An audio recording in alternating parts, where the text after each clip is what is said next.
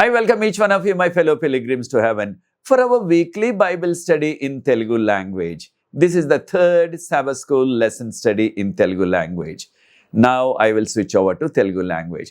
ప్రియ సోదరి సోదరులారా, మిమ్మల్ని అందరినీ కూడా మన వారపు బైబిల్ పఠనానికి ఆహ్వానిస్తున్నాను. ఇది 3వ సబ్బాతుబడి పాఠం. సబ్బాతుబడి పాఠంలో మనం ప్రవేశించక ముందు మీకు అందరికి కూడా ప్రార్థనా విజ్ఞప్తి. నా కొరకు ప్రార్థన చేయండి. ఈ యొక్క శనివారం నేను హైదరాబాద్లో ఉంటాను. అక్కడ హైదరాబాద్లో ఉన్న మన ఇంగ్లీష్ సెంట్రల్ చర్చ్ దానిలో వాక్య పరిచర్య చేయాలా. అది మన యొక్క సంస్థకు యూనియన్ ఆఫీస్ కూడా మీకు అందరికీ తెలుసు.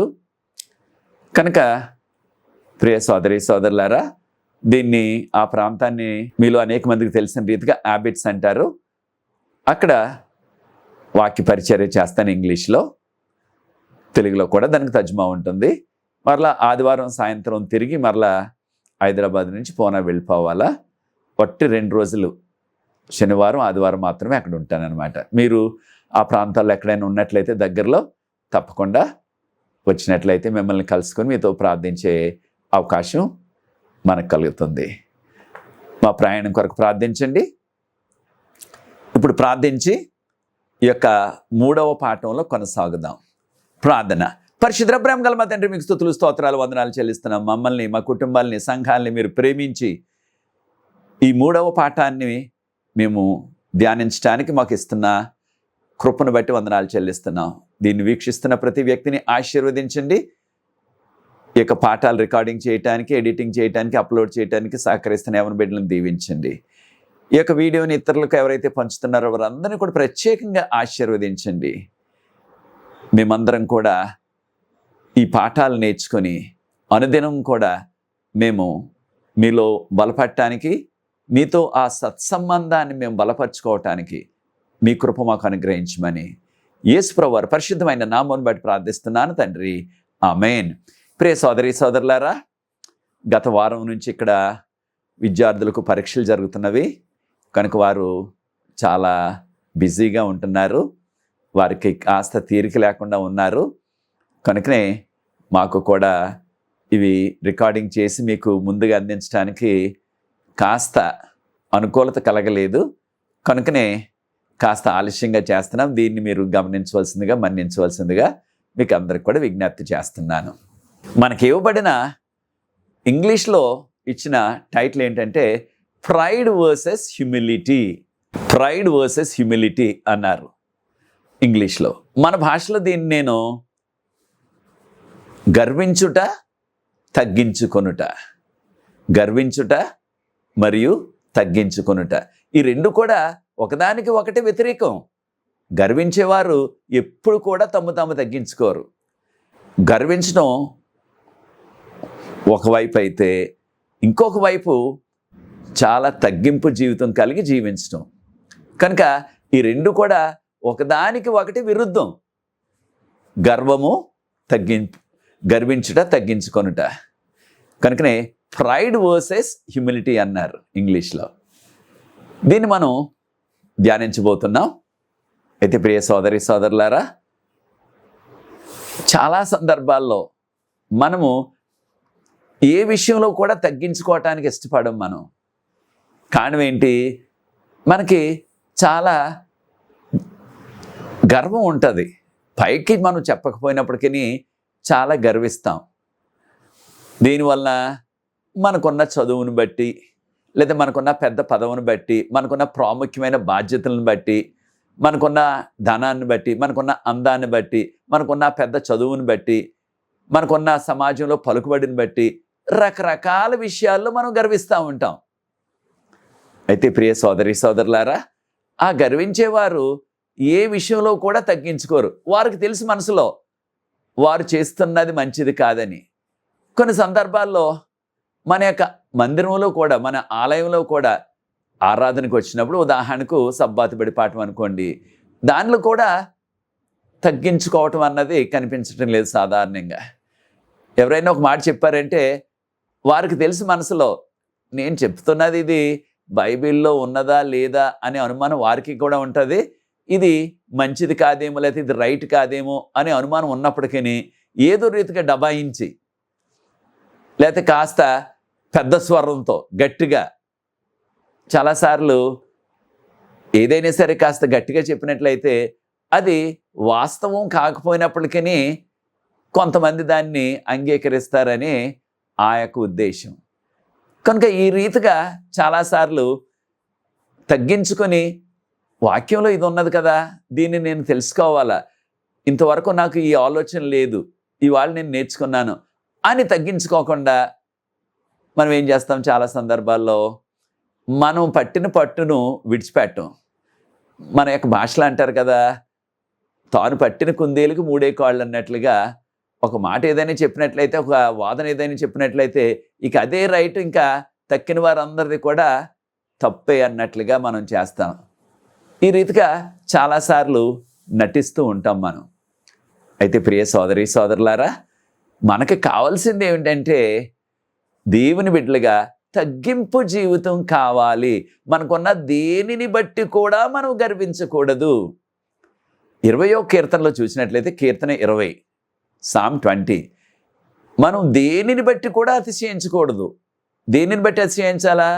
ఒట్టి మన దేవుని బట్టి, ఆయనలో ఉన్న సత్యాన్ని బట్టి, ఆయన మనకి ఇచ్చే రక్షణను బట్టి మాత్రమే మనం అతిశయించాలి తప్ప ఇక దేనిని బట్టి కూడా మనం అతిశయించకూడదు, అనగా గర్వించకూడదు. ఇదే విషయాన్ని 44వ కీర్తనలో కూడా మనం గమనిస్తున్నాం. దేనిని బట్టి కూడా మనం అతిశయించకూడదు దేవుని బిడ్డలుగా. కానీ మానవులుగా మనకున్నది ఏమిటంటే, మన విశ్వాసులు అయినప్పటికీ ఆ యొక్క గర్వం అన్నది మనలోంచి పోవటం లేదు. అయితే ఆదిలో మనందరికీ తెలిసిన రీతిగా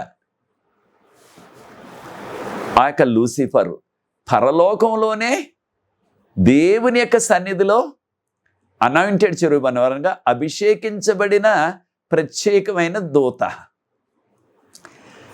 ఆ పరలోకంలో ఉన్న లూసిఫర్కు తన యొక్క మనసులో ఈ గర్వం ప్రారంభమైంది. ఏమిటి గర్వం? నేను కూడా దేవునితో సమానంగా ఉండాలి, మహోన్నతునితో సమానంగా ఉండాలి అనే దురాలోచన. యెషయా గ్రంథం 14:14 చూచారా?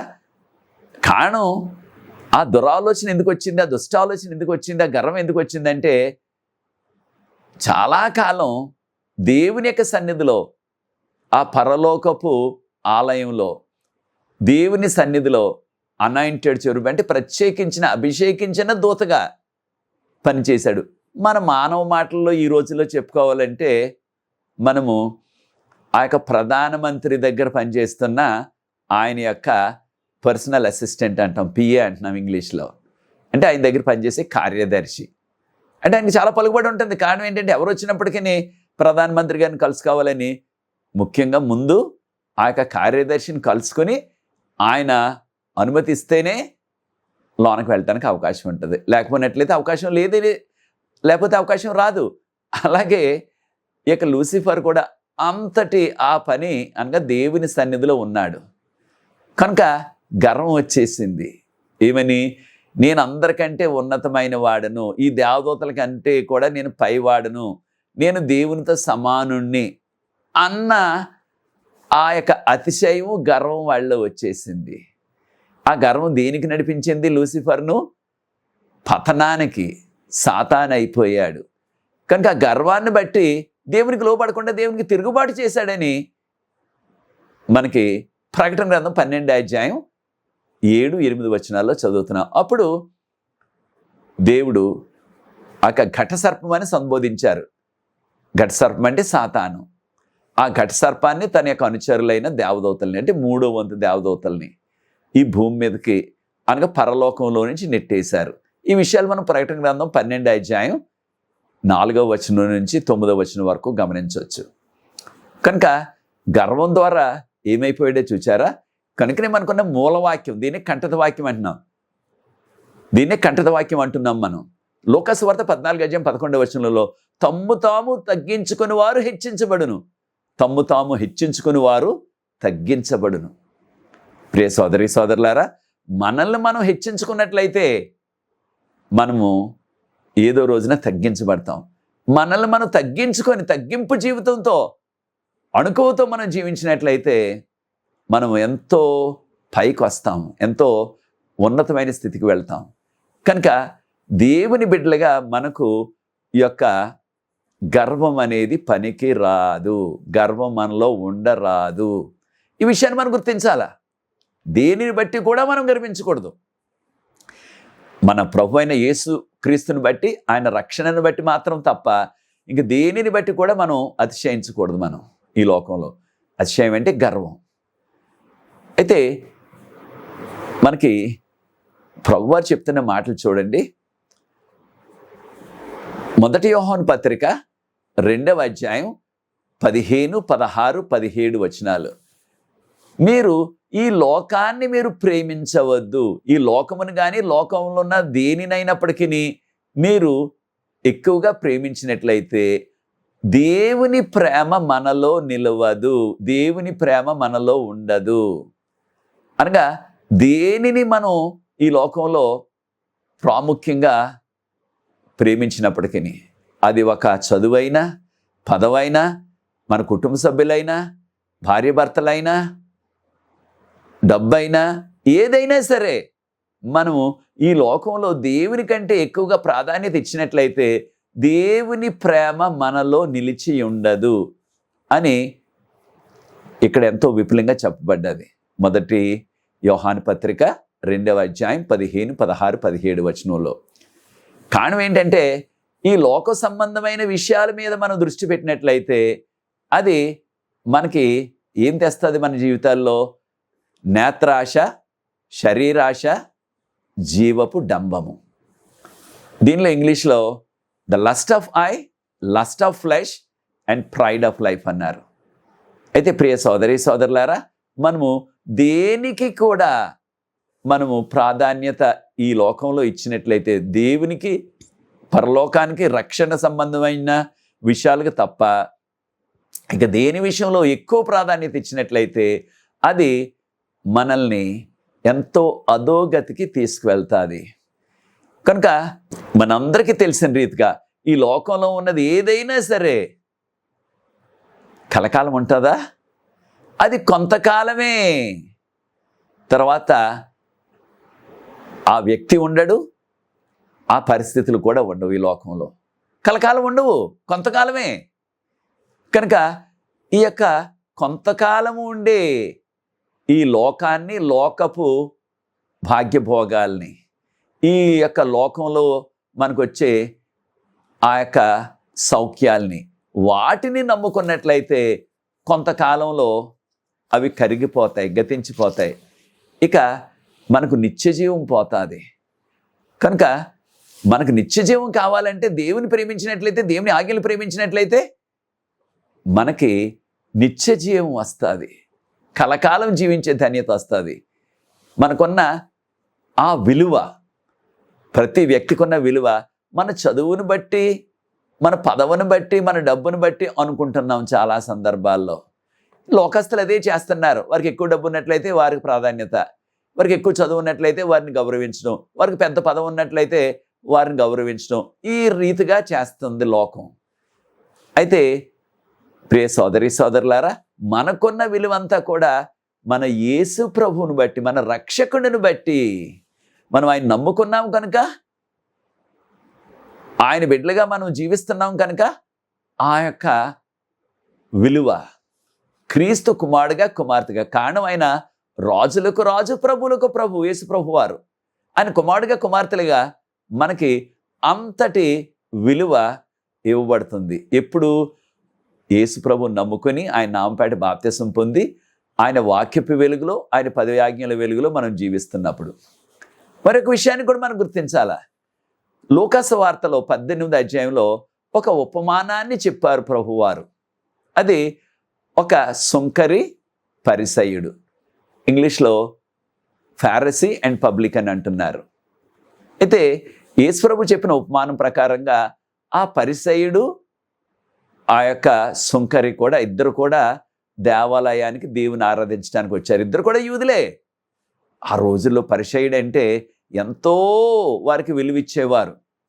పరిసయ్యుడు ఎక్కడైనా సరే ఒక వివాహానికి కానీ ఒక గృహప్రవేశానికి కానీ అలాంటి శుభకార్యానికి వచ్చాడంటే ఇక ఆ ఇంటి వారందరూ కూడా హడావుడి చేసేసి ఆయన్ని ఎంతో గొప్పగా ఆహ్వానించి అందరికంటే ఆయనకి పెద్ద పీట వేసి అనగా పెద్ద ప్రాముఖ్యమైన కుర్చీ వేసి ఆయన గౌరవించేవారు. ఎవరైనా సరే ఆ యొక్క పరిసయ్యుడు వాళ్ళ ఇంటికి వచ్చినట్లయితే వారి యొక్క దాదాపుగా ఒక దేవదూత వచ్చినట్లుగా వారు మురిసిపోయేవారు అనమాట. కారణం పరిసయ్యులంటే అంతటి ప్రాధాన్యత ఉన్నది యూదుల సమాజంలో. పరిసయ్యులంటే ఎంతో భక్తులు, వారికి వాక్యం అంతా కూడా కంటతో వచ్చేసు, వారికి అన్నీ కూడా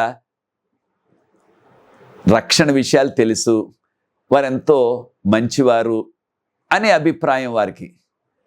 అయితే సుంకర్ అంటే చాలా తక్కువ, చాలా అసహించుకునేవారు. సుంకర్ అంటే ట్యాక్స్ కలెక్టర్ అంటున్నాం ఇంగ్లీష్లో. పన్నులు వేసేవాడు. పన్నులు వేసేవాడిని ఎవరు మెచ్చుకుంటారు? ఆ పన్నులు వేసి పన్నులు కలెక్ట్ చేయడానికి వస్తే ప్రతివారు కూడా మనసులో అసహించుకుంటారు, పైకి చెప్పకపోయినప్పటికీ ఎడముఖం పెడముఖంగా ఉంటారు. కారణం ఈ యొక్క వ్యక్తి అక్రమంగా అన్యాయంగా ప్రజల మీద వేయవలసిన దానికంటే ఇంకెక్కువ పన్ను వేసేసి వారి దగ్గర వసూలు చేస్తున్నాడు. వసూలు వాళ్ళు ఇవ్వకపోతే, ఆ పన్ను కట్టకపోతే పోలీసులు తీసుకొచ్చి వారిని బాధిస్తున్నాడు, వారి మీద కేసులు పెట్టేస్తున్నాడు. కనుక అలాంటి సుంకరి, కనుక సుంకర్ని ఒక పాపిగా, ఒక దుర్మార్గుడిగా, ఒక సమాజానికి ఒక చీడపురుగులాగా ఆ దినాల్లో యూదులు పరిగణించేవారు. ఆ వ్యక్తి కూడా యూదుడే, కానీ రోమా ప్రభుత్వంతో చేతులు కలిపి ఆ రోమా ప్రభుత్వం దగ్గర ఉద్యోగం అన్నమాట. ఇది ఏం ఉద్యోగం? ఆ ఊరిలో అందరికీ కూడా పన్ను విధించడం, ఇంటింటికి ఇంత అని, వారికి ఉన్న ఇల్లుని బట్టి, వారికి ఉన్న పొలాన్ని బట్టి ఆ డబ్బుని ఈ యొక్క వ్యక్తి వాళ్ళ దగ్గర నుంచి బలవంతంగా వసూలు చేసి కొంత డబ్బేమో ప్రభుత్వానికి కట్టి కొంత డబ్బు తనకు జీతంలా ఉంచేసుకుంటాడు అనమాట. ఉదాహరణకు ఇంటింటికి 10 రూపాయలు వేయమన్నారు అనుకోండి పన్ను, వీడు డబల్ వేసేసేవాడు, 20 రూపాయలు వేసేసేవాడు. 10 ఏమో ప్రభుత్వానికి ఇచ్చేవాడు, ఇంకో 10 ఆయనే ఉంచుకునేవాడు. అలాగా చాలా ధనవంతులైపోయారు. కనుక ఈ విధంగా ఈ యొక్క యూదులైనప్పటికీ రోమీయులతో కుంభక్కవుతున్నారు. కనుక ఈ యొక్క సుంకరులు వారిని ఎంతో హీనంగా, అగౌరవంగా చూచేవారు ఆనాటి యూదులు. వారు ఏదైనా శుభకార్యం చేసుకుంటే, ఒక వివాహమైన, గృహప్రవేశమైన, ఒక పుట్టినరోజైనా ఈ సుంకర్ని ఎవరు కూడా ఆహ్వానించేవారు కాదు. ఆ విధంగా వారు అసహించుకునేవారు. అలాంటి వ్యక్తి సుంకరి పరిసయ్యుడు కూడా మందిరానికి వచ్చారు, అనగా యెరూషలేములో ఉన్న దేవాలయానికి వచ్చారు. యేసు ప్రభు చెప్పిన ఉపమానం మాత్రమే సుమా ఇది. అప్పుడు ఆ యొక్క పరిసయ్యుడు ఏ విధంగా ప్రార్థిస్తున్నాడో చూడండి. సమయం ఉన్నప్పుడు లూకా సువార్త 18వ అధ్యాయాన్ని మీరు ప్రార్థనాపూర్వకంగా చదవండి. ముఖ్యంగా మొదటి 10 వచనాల్ని. ఈ యొక్క పరిసయ్యుడు అంటున్నాడు, ప్రభువా, నేను వారానికి 2 సార్లు ఉపవాసం చేస్తున్నాను. నాకున్న ప్రతి దానిలో కూడా, అది చిన్న జీలకర్ర అయినా ఆవాలైనా సరే, నేను 10వ భాగాలు ఇస్తున్నాను. తర్వాత ఇగో ఈ పక్కనే ఉన్నాడు చూడండి, ఆ సుంకర లాంటి పాపిని కాదు, నేను పరిశుద్ధమైన జీవితాన్ని జీవిస్తున్నాను, నీ ధర్మశాస్త్రాన్ని పాటిస్తున్నాను అన్నట్టుగా తనకు తాను డబ్బా కొట్టుకుంటున్నాడు. మనం చేసే పనులు, మనం ఇచ్చే 10వ భాగాలు, మనం చేస్తున్న ప్రార్థనలు, మనం జీవిస్తున్న భక్తివంతమైన జీవితం, భక్తిగల జీవితం దేవుడు గుర్తించాలా, ప్రజలు గుర్తించేలా కాదు మనం చేసేది. చాలా సందర్భాల్లో మనం కూడా ఈ పరిసయ్యుల్లాగే ప్రజలు దృష్టికి మనం మంచివారుగా ఉండాలని, ప్రజలు మనల్ని గుర్తించాలని ఒక భక్తుడిగా మనం చాలా పాటలు పడుతూ ఉంటాం. మన యొక్క భక్తిని, మన యొక్క విధేయతను, మన యొక్క నమ్మకాన్ని, విశ్వాసాన్ని దేవుడు చూస్తున్నారు, దేవుడు గుర్తించాలా, దేవునికి ఇష్టమైన ఆ యొక్క భక్తి జీవితాన్ని మనం జీవించాలా. అంతేగాని ప్రజలు మెచ్చుకోవటానికి, ప్రజల మెప్పు కొరకు మనం చేసినట్లయితే అది అసలైన భక్తి కాదు, దేవుడు అంగీకరించరు దాన్ని. అది వేషధారణ అంటాం మన యొక్క భాషలో, ఇంగ్లీష్లో హిపోక్రసీ అంటున్నారు. చాలా సందర్భాల్లో అటువంటి వేషధారణ జీవితం మనలో అనేక మందికి ఉంటుంది. అయితే ఈ యొక్క సుంకరి దేవాలయం దగ్గరికి కూడా రాకుండా, ప్రభువా నేను పాపిని, నీ దేవాలయం దగ్గరికి కూడా రావటానికి నాకు అర్హత లేదు ప్రభువా, నా పాపాలు క్షమించండి ప్రభువా అని దూరంగానే నిలబడి మందిరానికి, పరిసైడేమో మందిరం దగ్గరగా వచ్చి మందిరం యొక్క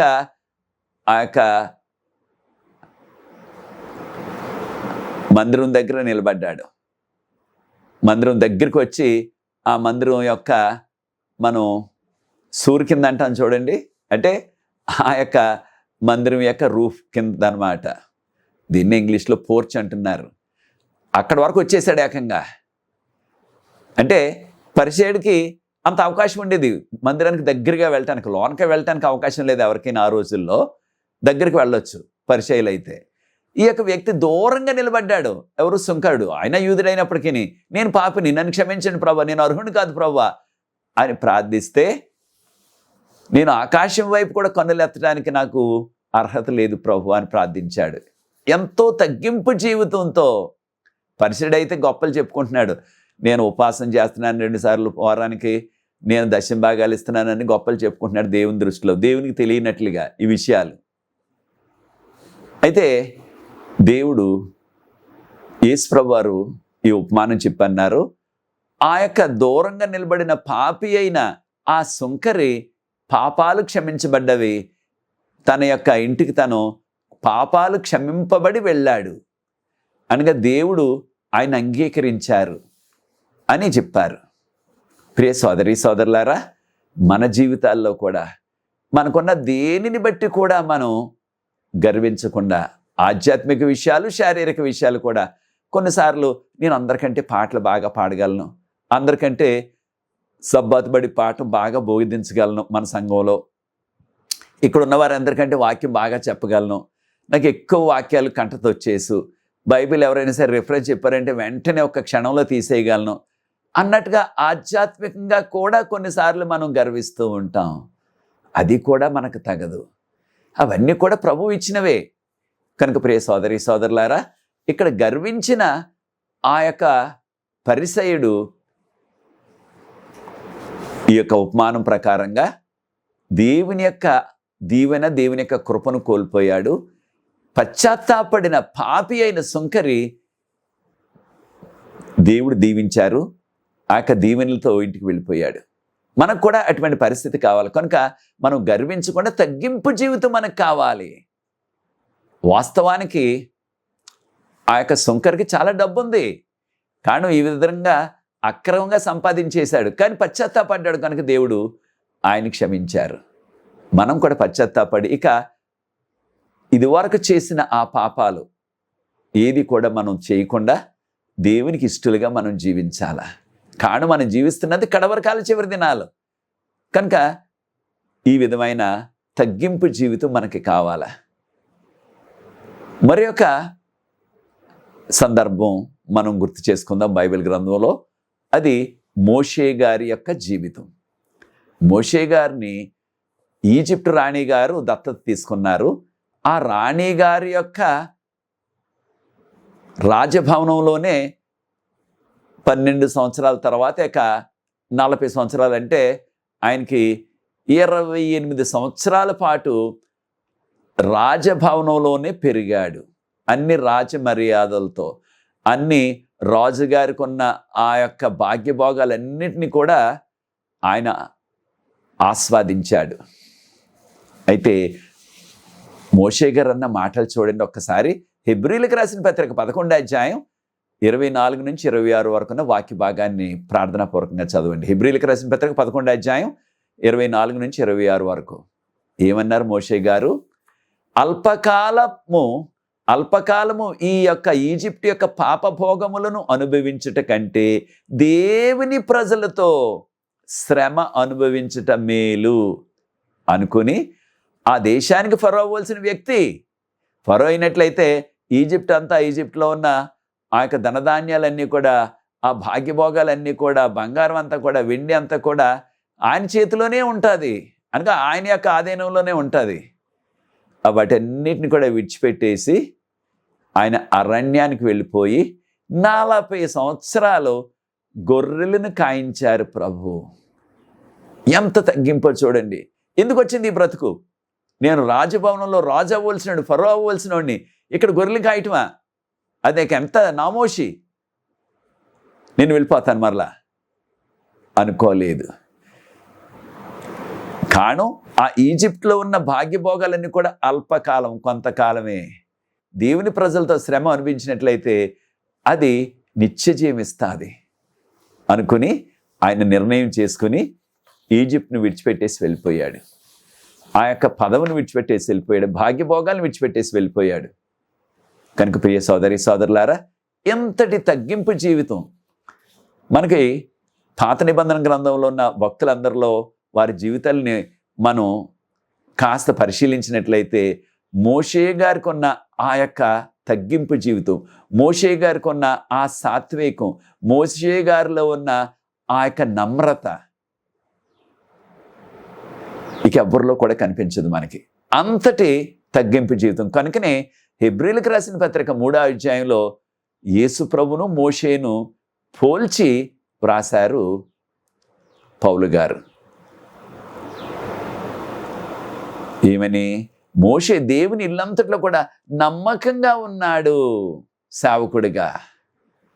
కనుక ప్రియ సోదరి సోదరులారా, మనం కూడా ఎక్కడ పని చేసినా, ఏం పని చేసినా సరే, అది మన సంస్థలో చేస్తున్నా, బయట చేస్తున్నా, మనం సొంతగా చేసుకుంటున్నా, నమ్మకంగా పని చేయాలా? మనం తగ్గింపు జీవితం మనకు కావాలా? దేనిని బట్టి కూడా మనం హెచ్చించుకోకుండా, దేనిని బట్టి కూడా ఇతరులు మనం తృణీకరించకుండా వారిని మనం గౌరవించాలా, వారిని కూడా మనము గుర్తించాలా. అంతేగాని చాలా సందర్భాల్లో మనం ఏమనుకుంటాం, నా లాంటి వారు లేరు, నాకు సాటి అయిన వారు లేరు ఈ సంఘంలో లేకపోతే ఈ ప్రాంతంలో అనుకుంటాం మనం. అది దేవుని బిడ్డలకు ఉండవలసిన లక్షణం కాదు, అది సాతాను లక్షణం. సాతాను లక్షణం ఏంటి? నాకు ఎవరు కూడా సాటి అయిన వారు లేరు, నేను దేవునితో సమానంగా ఉండాలి, యెహోవాతో సమానంగా అనుకున్నాడు ఆ లూసిఫర్. కనుకనే పతనం అయిపోయాడు, సాతాను అయిపోయాడు. కనుక ప్రియ సోదరి సోదరులారా, మనం దేవుణ్ణి ఎంచుకుందాం, రక్షణని ఎంచుకుందాం, నిత్యజీవాన్ని ఎంచుకుందాం, పరలోకాన్ని ఎంచుకుందాం. కాను ఈ లోకంలో ఉన్నది ఏదైనా సరే కొంతకాలమే అది గతించిపోతుంది. ఈ విషయాన్ని మనం గుర్తించాలా. మరొక విషయాన్ని కూడా మనం గుర్తించాలా. అదేంటంటే ప్రియ సోదరి సోదరులారా, ఈ యొక్క గర్వాన్ని బట్టి అనేకమైన అవకాశాలు మనం కోల్పోతాం ఈ లోకంలో. గర్వం ఉన్నట్లయితే కొంతమంది వారికి ఉన్న గర్వాన్ని బట్టి వారికి ఎంత డబ్బు ఉన్నా సరే ఆ గ్రామంలోనే ఆ చుట్టుపక్కల వారు ఎవరు కూడా వారి ఇంటికి వెళ్ళరు. ఉపయోగం ఏముంది? వారికి డబ్బు ఉంది, చాలా పొలాలు ఉన్నాయి, కానీ ఆ గ్రామంలో వారి దగ్గరికి ఎవరు వెళ్ళటం లేదు. అనగా వారి గర్వాన్ని బట్టి వారింటికి మనకు ఎందుకు వెళ్ళటం, మనకున్న గింజ అయినా సరే అదే త్రాగుదాం, వాళ్ళ ఇంటికి వెళ్ళటం ఎందుకు అని వారికి దూరంగా నిలుస్తున్నారు, వారికి దూరంగా ఉంటున్నారు. అయితే ప్రియ సోదరి సోదరులారా, మనం దేనిని బట్టి కూడా మనం గర్వించొద్దు. మనం తగ్గింపు జీవితం కలిగి మనం జీవించాలా. మరి ఒక విషయం ఏంటంటే, మన యొక్క జీవితాల్లో ఉన్న లోటు ఏమున్నదో గుర్తించి ఏ విషయంలో మనం హెచ్చించుకుంటున్నాం మనల్ని మనం ఏ రీతిగా మనం తగ్గింపు జీవితం కావాలో అన్న దానిని మనం గుర్తించి ఆ రీతిగా జీవించాలి. మన యొక్క భాషలో ఒక సామెత ఉంది, మనం అనేక సందర్భాల్లో వాడుతూ ఉంటాం. ఏమని? అన్నీ ఉన్న ఆకు అణిగిమణిగే ఉంటుంది అంటున్నారు, ఏమీ లేని ఆకే ఎగిరెగిరి పడుతుంది అంటున్నారు మన భాషలో. అనగా చాలా సందర్భాల్లో ఈ విధంగా గర్వించుకునేవారు, ఈ విధంగా గర్వించేవారు, ఈ రీతిగా తమ్ము తాము హెచ్చించుకునేవారు. ప్రియ సోదరి సోదరులారా, ఈ గర్వం అనేది మహాఘోరమైన పాపం. దాని నుంచి ఎవ్వరు కూడా మనల్ని ఆదుకోలేరు. కనుక గర్వం అనేది మనకు ఉండరాదు. మన భాషలో మనకున్నది కదా, గర్వం అనేది సర్వనాశనానికి నడిపిస్తుంది. వాక్యంలో కూడా మనకు చెప్పబడ్డది, గర్వం సర్వనాశనానికి మనల్ని నడిపిస్తుంది. కనుక ఏ విషయంలో కూడా మనం గర్వించకూడదు. అయితే యేసు ప్రభు చూడండి, ఆయన ఎంత గొప్ప తగ్గింపు జీవితం ఆయనలో ఉన్నదో. ఆయన దేవుడు, పరలోకంలో దేవదూతలు ఆయన్ని పరిశుద్ధుడు పరిశుద్ధుడు పరిశుద్ధుడు అని కొనియాడుతున్నారు. యెషయా గ్రంథం 6వ అధ్యాయం 2-3 వచనాల్లో. అలాగే ప్రకటన గ్రంథం 4వ అధ్యాయం 8వ వచనంలో దేవదూతలు ఎల్లప్పుడూ కూడా పరిశుద్ధుడు పరిశుద్ధుడని ఆయన కొనియాడుతున్నారు. అటువంటి పరిశుద్ధుడైన దేవుడు ఈ సమస్తాన్ని కూడా నోటి మాటతో సృష్టించారు. కలుగు కాకంటే కలిగిపోయింది, వెలుగు కలుగు కాకంటే వెలుగు వచ్చేసింది, 6 నెలల కలుగు కాకంటే 6 నెలలు వచ్చేసింది.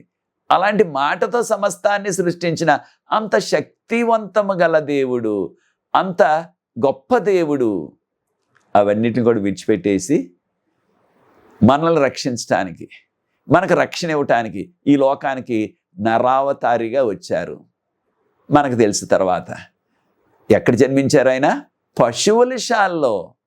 ఆయన స్థాయికి ఒక మహారాజు యొక్క రాజభవనంలో జన్మించినప్పటికీ అది కూడా చాలా తక్కువే ఆయన స్థాయికి. కానీ ఆయన దేవుడు. పరలోకంలో సర్వ సౌఖ్యాలు ఉన్నవి, అవన్నీ విడిచిపెట్టేసి పశువుల శాలలో జన్మించారు. మనం ఎంత దీనులైనప్పటికీ మనకెవరికి కూడా పశువుల శాలలో జన్మించవలసినంత ఆ యొక్క గతి రాలేదు మనకి, దేవుని కృప వలన. పేదరికంలో ఉన్నప్పటికీ పశువుల శాలలో జన్మించే ఆ పరిస్థితి రాలేదు మనకి. దేవుడు చూడండి, పశువుల శాలలో జన్మించారు. ఆయనకి చనిపోయినప్పుడు సమాధి చేయటానికి కూడా సొంతగా స్థలం లేదు. ఎవరో సమాధి, యోసేపు అరిమత్తయ్య అంటున్నాం, ఆయన సొంతగా చేయించుకున్న ఆ సమాధి స్థలాన్ని ఆయనకి ఇచ్చేశారు, ఆయనకి అక్కడ సమాధి చేశారు. అంటే అంత దీనుడుగా ఈ లోకానికి వచ్చారు, ఈ లోకంలో జీవించారు. తగ్గింపు జీవితం. అయితే ఎంతగా తగ్గించుకున్నారు ఈ విషయాలు మనం చూసినట్లయితే ఫిలిప్పీలకు రాసిన పత్రిక 2వ అధ్యాయం 3వ వచనం నుంచి ప్రార్థనాపూర్వకంగా 8 వచనాల వరకు చదవండి. ప్రాముఖ్యంగా ఫిలిప్పీలకు రాసిన పత్రిక 2వ అధ్యాయం 5-6 వచనాల్లో యేసు ప్రభులో ఉండవలసిన మనసు మీలో కూడా ఉండనివ్వండి. Let this mind be in you which was in Christ Jesus. అంటే క్రీస్తులో ఉన్న ఆ తగ్గింపు మనసు మనలో కూడా ఉండాలి. ఆయన దేవుడై ఉండి అవన్నీ కూడా విడిచిపెట్టేసి మానవుని రూపంలో, దాసుని రూపంలో ఈ లోకానికి ఆయన వచ్చారు. దాంతోపాటు మనల్ని రక్షించడానికి ఆ శిలువ మరణాన్ని అంగీకరించారు ఆయన. ఆ దినాల్లో ఘోరమైన మరణం, భయంకరమైన మరణం శిలువ మరణం. దానిని ఆయన మన కొరకు అంగీకరించారు, మనకు బదులుగా ఆయన మరణించారు. ఎంత తగ్గింపో చూడండి. ఆయన్ని కొట్టేస్తూ, ఉమ్ములేస్తూ, ఆయన్ని చంపేస్తూ ఆయన సిలువ వేసేస్తే, తండ్రి వీరు ఏం చేస్తున్నారో వీరికి తెలియదు, వీరిని క్షమించండి అని వారి కొరకు ప్రార్థించారు ఆయన. అంతటి తగ్గింపు జీవితం యేసు ప్రభువుకున్నది. కనుక ప్రియ సోదరి సోదరులారా, ఆయన నేను దేవుణ్ణి, నేను సృష్టికర్తని అని ఏ విషయంలో కూడా ఆయన అతిశయించలేదు, గర్వించలేదు. మనం కూడా ఈ లోకంలో ఏదున్నప్పటికీ, మన కుటుంబం ఎంత ఉన్నతమైన కుటుంబం అయినప్పటికీ, మన యొక్క ఉద్యోగం ఎంత పెద్ద ఉద్యోగం అయినప్పటికీ, అధికారం ఉన్న ఉద్యోగం అయినప్పటికీ, మనము తగ్గించుకొని యేసు ప్రభు కుమారుడిగా, కుమార్తెగా, కారణం యేసు ప్రభు వారు మన రక్షకుడు, అంత తగ్గింపు జీవితాన్ని ఈ లోకంలో ప్రదర్శించారు. మన కొరకు ఒక మాదిరిగా ఆయన జీవించి వెళ్ళారు. అటువంటి మాదిరికరమైన తగ్గింపు జీవితం మన జీవితాలకు మనకు కావాలి. కనుక ప్రియ సోదరి సోదరుడా, మనలో ఉన్న ఎటువంటి గర్వాన్ని అయినా సరే మనం విడిచిపెట్టి మనము క్రీస్తు కుమారుడిగా, కుమార్తెగా ఆయనకు మహిమకరమైన జీవితాలు జీవించాలంటే అటువంటి తగ్గింపు జీవితం, అటువంటి సాత్వికమైన జీవితం మనకు అవసరం. కనుక ప్రతిదినం కూడా మనల్ని ఎవరు దూషించినప్పటికీ, లేకపోతే ఎవరు నిందించినప్పటికీ, ఎవరు మనల్ని తగ్గించి మనల్ని మాట్లాడినప్పటికీ మనము వాటిని పట్టించుకోకుండా మనము దేవునికి మహిమ తెచ్చే జీవితాలు జీవించాలంటే అటువంటి తగ్గింపు జీవితం కావాలి. కనుక ప్రియ సోదరి సోదరుడా, నేను అటువంటి తగ్గింపు జీవితాన్ని జీవిస్తాను. ఏ విధమైన గర్వం మనలో ఉన్నదో ఒక్కసారి మనల్ని మనం పరిశీలించుకొని పరీక్షించుకొని ఆ గర్వాన్ని ప్రభువా నాలో నుంచి తొలగించండి అని మనం ప్రార్థించి క్రీస్తుకు యోగ్యమైన కుమారులుగా కుమార్తెలుగా జీవిద్దాం. అది నీ నిర్ణయం అయినట్లయితే ప్రియ సోదరి సోదరుడా, నాతో ఏకీవించండి. ప్రార్థించి ఈ యొక్క 3వ పాఠాన్ని ముగిస్తాను. దేవుని చిత్తమైనట్లయితే వచ్చే పాఠంలో మరలా కలుసుకుందాం. ప్రార్థన. పరిశుద్ధ ప్రేమ గల మా తండ్రి, మీకు స్తుతులు స్తోత్రాలు వందనాలు చెల్లిస్తున్నాం. మమ్మల్ని మా కుటుంబాల్ని మీకు యోగ్యమైన కుమారులుగా కుమార్తెలుగా మేము తగ్గింపు జీవితాన్ని కలిగి ఏ విషయంలో కూడా గర్వించకుండా మిమ్మల్ని మహింపరిచే ఆ కృప ఆ జీవితాలు మాకు అనుగ్రహించమని ఈ వీడియోను వీక్షిస్తున్న ప్రతి వ్యక్తిని వారి కుటుంబాలని దీవించండి. ఈ యొక్క వీడియోని ఇతరులతో ఎవరైతే పంచుకోబోతున్నారో వారందరినీ కూడా ఆశీర్వదించమని, నాకు సహకరిస్తున్న యవన బిడ్డలను దీవించమని, నన్ను నీ యొక్క మహిమలో ప్రభువా నడిపిస్తూ ఈ యొక్క దీన పరిచర్యను కొనసాగించే కృపను దయచేయమని యేసు ప్రభువారి పరిశుద్ధమైన నామమును బట్టి ప్రార్థిస్తున్నాను తండ్రి. ఆమేన్. ప్రియ సోదరి సోదరులారా, ప్రభు మిమ్మల్ని ప్రత్యేకంగా దీవించుగాక. God bless you. అందరం కలిసి దేవుని యొక్క మహిమ కొరకు జీవిద్దాం. ఇక్కడ పరీక్షలు జరుగుతున్న స్పైసర్ అడ్వెంటిస్ట్ యూనివర్సిటీలో యవన బిడ్డల కొరకు ప్రార్థించండి. నా కొరకు పరిచర్య కొరకు ఇక రాబోయే శనివారం హైదరాబాద్లో మన సెంట్రల్ ఇంగ్లీష్ చర్చ్లో చేయబోయే వాక్య పరిచర్య కొరకు ఆ యొక్క ప్రయాణాల కొరకు మీరు ప్రార్థించండి. God bless you.